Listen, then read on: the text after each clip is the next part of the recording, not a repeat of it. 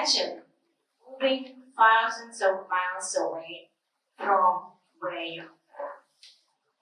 You are learning new language, adapting to new customs, and trying to feel at home. But something is missing. That feeling of truly belonging, of being on the fabric of this place. That feeling I well know, and something that I want to talk about today. Hello everyone, my name is Kuanysh Tastanbekova, and I'm honored to be here to talk about something that deeply matters to me. Why simply embracing diversity is not enough. I want to explore how we can go beyond acknowledging our differences and instead build a community where everyone feels at home. I'm originally from Kazakhstan, a country in Central Asia with a rich, diverse culture. Kazakhstan is a place where more than 100 different ethnic groups live together. Being Kazakh myself, I've grown up speaking a mix of two languages, Kazakh and Russian. This mix of languages and identities is a part of who I am. At times, this duality led me to an identity crisis. Still, it also led me to my life's work, researching and advocating for the rights of minority communities and protecting the linguistic human rights of minorities. It also brought me to Japan nearly 20 years ago, where I built a life, a career, and a family. When I first arrived in Japan 23 years ago, Tsukuba, the city I moved to, felt very different. It was quiet, with few foreigners, no big shopping malls, no rapid transits like Tsukuba Express, and even the streets were poorly lit. But on the campus, there was a small but vibrant community of international students. I remember the feeling a bond with every other international student, as if we were part of a small, shared adventure in a new land. As the years passed, my connection to Japan grew. I studied, worked, and eventually started a family here. My three children are growing up in Japan, in Tsukuba, attending local schools and daycare, learning in Japanese. Japanese has become the third language for me. I've written the master's dissertation and doctoral dissertation in Japanese, published research papers, and taught in Japanese for 11 years now. Over the past 2 decades, Japan has become more diverse. Today, the University of Tsukuba has more than twice as many international students as it did when I arrived. And Tsukuba itself is changing. The city's population of foreign residents has more than doubled since I first moved here. Across Japan, we are seeing a shift. There are now 3.6 million foreign residents, and the government predicts this number will keep rising in the coming years. And this change is necessary. Japan's population is shrinking, which means there are not enough workers to sustain economic development. To fill this gap, the government has started welcoming more foreign workers, with a goal of adding around 160,000 each year. By 2070, they estimated that more than 1 in 10 people in Japan could be from another country. That's a big change, and it's a beautiful opportunity to embrace the richness that people from different backgrounds bring to this society. But there's a thing. Are we ready to fully embrace this change? Embracing diversity involves more than just recognizing and accepting differences. Japan has taken many positive steps to welcome foreigners by teaching them Japanese language and sharing customs and social norms. However, at times, I can feel like these efforts aim to integrate foreigners into society without causing significant changes for Japanese majority. There's a common perception that foreigners are temporary guests in Japan, and the expectation is that they will eventually return to their country they come from. Given the demographic and economic challenges, Japan will increasingly rely on foreigners to stay long-term, even permanently. While the support for foreign residents, such as help with paperwork, language classes, orientation programs, is invaluable, it primarily focuses on temporary assistance. To truly feel at home, individuals need more than just initial support. They require genuine acceptance and opportunities to contribute meaningfully to the community.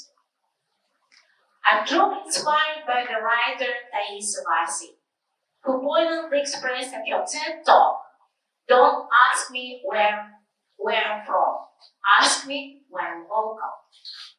Her message resonates deeply, reminding us that feeling connected to a place transcends nationality or ethnicity.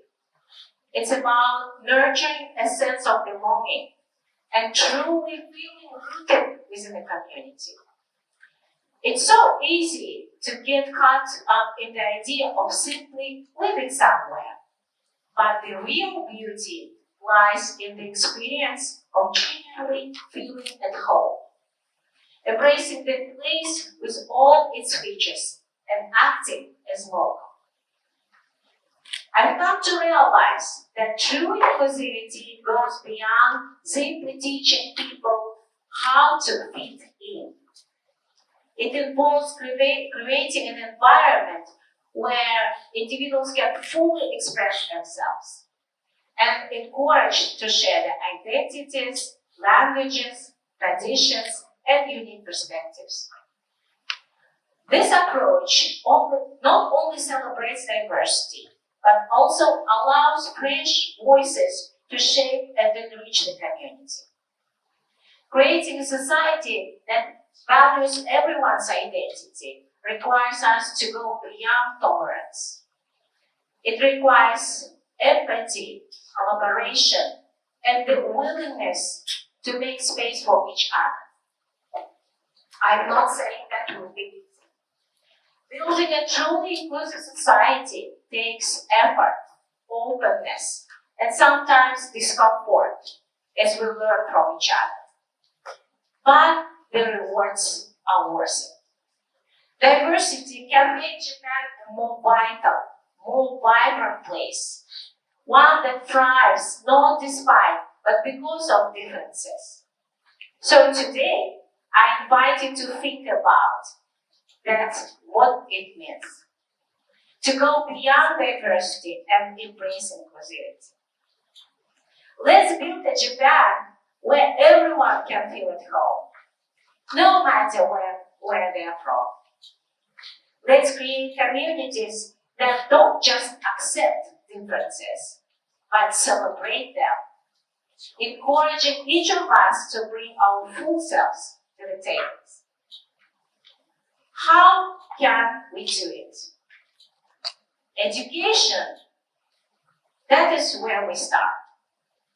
Multicultural education, or education for international understanding that we teach at schools or universities, should not be limited to 3Fs: food, fashion, and festivals of other cultures.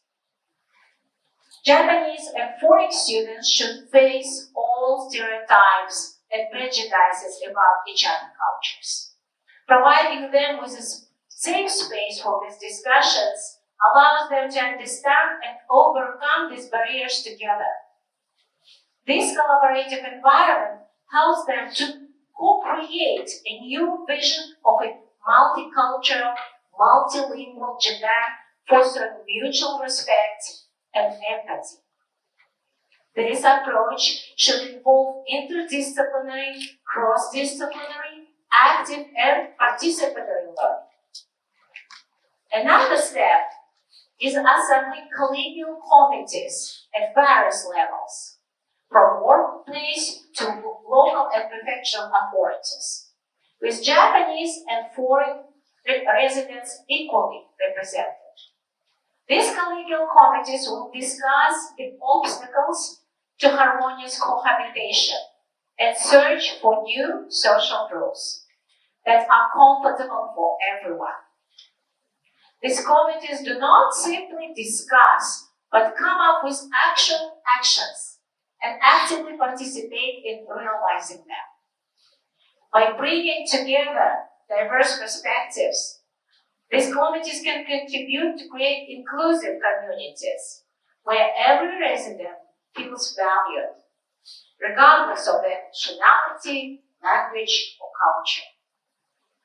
Third, mass and social media should become more diverse and inclusive in their coverage of foreigners living in Japan. They should not focus only on negative news like crimes or accidents involving foreigners, but more on their everyday lives, works, dreams, and aspirations. Foreign residents should be addressed in the interviews by asking not only what they like about the Japan most, but also what challenges they face, how they overcome them, and how they can contribute to Japan. I truly believe that through collaborative efforts of education, the work of collegial committees, and changes in the coverage by mass and social media, we can create a future that respects and values each person's unique identity and contributions. A future where we share our experiences, learn from one another, and work together to build something special. A Japan where everyone feels that they have a place they truly belong. Imagine a Japan where all residents, whether Japanese or foreign, feel like they are part of shared journey.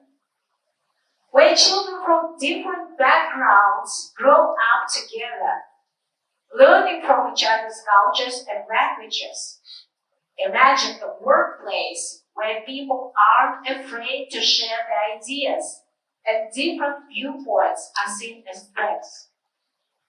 Picture a Japan where festivals from many cultures are celebrated, where you hear a mix of languages on the streets, and where people to share their traditions.